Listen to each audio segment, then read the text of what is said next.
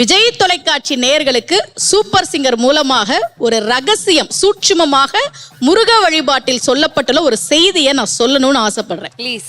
கந்த சஷ்டி கவசத்துல ஒரு வரி வருது, ஒரு நாள் 36 கொண்டு. அதாவது கந்த சஷ்டி கவசத்தை ஒரு நாளைக்கு 36 முறை படிக்கணுமா. படிச்சா 7 மணி நேரம் ஆகும். நான் படிச்சிருக்கேன். ஆனா கலியுகத்துல கந்த சஷ்டி கவசத்தை ஒரு நாளைக்கு 36 முறை படிக்கிறதுக்கு நேரம் இருக்காதுன்னு தான் அதுலயே சூட்சுமமாக ரகசியமாக ஒரு விஷயம் சொல்லப்பட்டிருக்கு. முருகனுடைய அருளால் நான் தெரிஞ்சுக்கிட்டேன். அதை நான் உங்களுக்கு சொல்றேன். ரவண பவச ரரரரரரா ரிவண பவச ரிரிரிரிரிரி இதுக்கெல்லாம் என்ன அர்த்தம் நான் தேடி தேடி தேடி முருகன் அருளால் தெரிஞ்சுக்கிட்டேன். சரவண பவ முருகனுக்கான மந்திரம். இதை 6 முறை சொல்லணும்.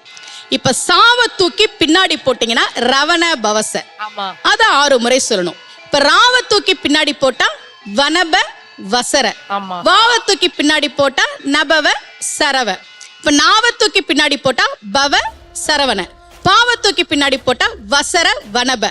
ஒன்னொன்னையும் 6 முறை சொன்னா 6 × 6 36 வரும். இப்படி சொன்னால் 5 நிமிஷத்துல சொல்லிடலாம். கந்த சஷ்டி கவசத்தை 36 முறை சொன்ன பலன் கிடைக்கும்.